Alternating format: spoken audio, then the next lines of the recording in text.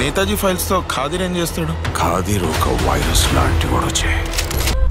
Pan India cinema స్థాయిలో release అయిన spy trailer చూస్తే పాన్ ఇండియా అప్పీల్ ఉన్న సినిమాలానే కనిపించింది. కానీ మంచి అంచనాలతో ఈరోజే ప్రేక్షకులకు ముందు వచ్చిన స్పై డిసప్పాయింట్ చేసేసింది. స్పై థ్రిల్లర్ అనగానే ఊరికే యాక్షన్ సీన్స్తో నింపేస్తే సరిపోదు కదా. కథలో బలం ఉండాలి, స్పీడ్ స్క్రీన్ ప్లే ఉండాలి, అన్నిటికీ మించి సీన్స్లో టెన్స్ ఉండాలి. స్పై థ్రిల్లర్ అంటేనే అది. వెండి తెరపై స్పైను ప్రజెంట్ చేయడంలో టీం ఫెయిల్ అయిపోయింది. ఒకదాని తర్వాత ఒకటి యాక్షన్ సీన్స్ వస్తూ పోతుంటాయి తప్ప అది కనెక్ట్ అవ్వకుండా ఏం జరుగుతుంది అని ఆడియన్స్లో కూడా ఒక టెన్షన్ని క్రియేట్ చేయలేకపోయారు movie team. Secret agent cinema అనగానే ఒక పై అధికారి హీరో పేరు చెప్పి అతను ఎక్కడా అనడం, వెంటనే హీరో అప్పటికే టేకప్ చేసిన ఒక మిషన్లో తన అడ్వెంచర్స్ని చూపించడం, ఇలా డైలీ రొటీన్ సినిమాల లాగానే హీరో ఇంట్రో సాగిపోయింది.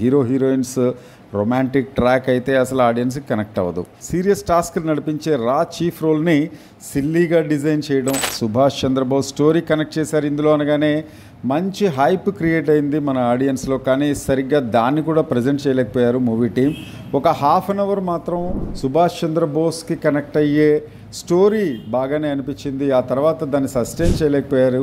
ఇక్కడ డైరెక్టర్ ఆ పని చేయలేకపోయాడు. ఎంతసేపు యాక్షన్ యాక్షన్ యాక్షన్ అంతే. So spy action full, thrill నిల్లు.